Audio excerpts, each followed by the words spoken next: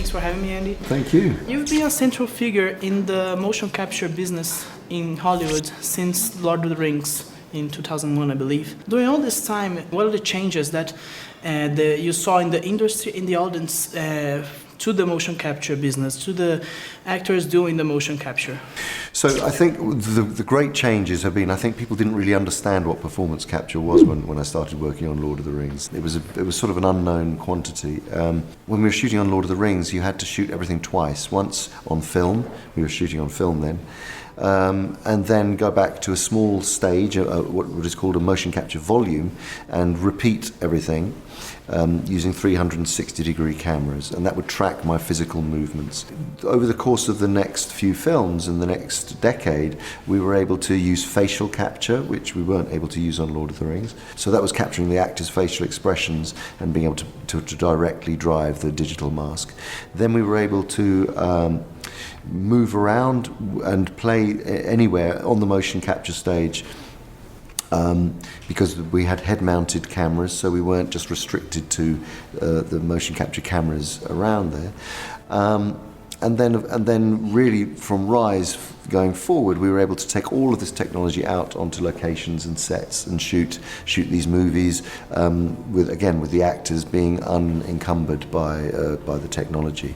And also the technology that's improved on the post-production side is that the rendering and the artistry that goes to taking our performances and putting them onto the faces of the apes has increased hugely. So the skin texturing, the fur, the eyes, the snow on the fur or water on fur, all of those, the software that's been designed to simulate those things have radically improved. So now I think we have reached a point where it's the finest, in terms of the actor's performance, it's the finest representation of what the actor is actually doing on the CG character.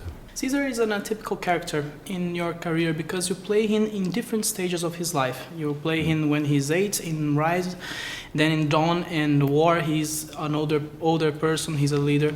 How that reflects in your acting, in the physical side and the acting itself? So I have I've had to create a physical journey for him as he's evolved over the course of 3 movies. So, of course, in the first movie, he was very much more a chimpanzee and an excitable young orphaned chimpanzee. So I was using quadrupeds and arm extensions.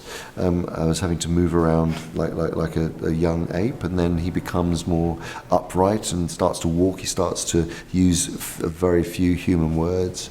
Then in the second film, he becomes this leader, and again uses more human words, which we had to very carefully balance and find a right way of expressing so it didn't become too human. But physically he was changing and becoming more upright in the way he uses his hands and so on. In the third movie, again, he's much older now. He's the leader in time of war. He is beginning to use human language a lot and connect emotions and thoughts to words, and he's able to speak in a more human-like way. So there was a very great, all the way through, there's been lots of challenges in terms of calibrating the movement and physicality and the way he speaks. And Caesar is not the first ape that you do in the movies. You did Kong in the 2005 version of Sure. Peter Jackson. Did you use any of experience with Kong to develop Caesar as a character? A little, in that I had studied apes, but the gorillas are very different to chimpanzees, and especially this chimpanzee in particular is no ordinary chimpanzee. He's a chimpanzee that has an enhanced intelligence.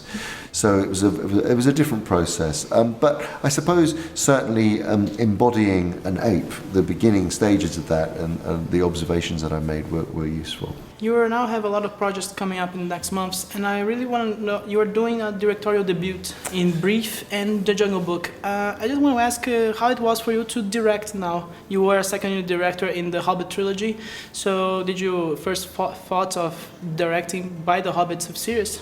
No, I wanted to direct many years ago, and I made some short films and directed performance capture for video games, and was writing scripts for a long time. Just before the Hobbit trilogy happened. I was, preparing to shoot my first film, and then that happened, and Peter Jackson said, "Oh, come and direct the performances for me in the second unit." So I learned so much because we shot for 200 days on the second unit. So it was a great education. And just one last question that I have. I'm a big fan of Tintin. I just want to know if is still that going to happen, or because there's no talk of the movie at all. Did you talk to Peter Jackson or Steven Spielberg about it in these last months? No, not recently. I would love to do another Tintin movie. They're fantastic films, and that was an amazing experience. I love the character of Captain Haddock, so I really hope that one day we get to make another one. But there's no plans. No plans right now. Oh, that's a shame.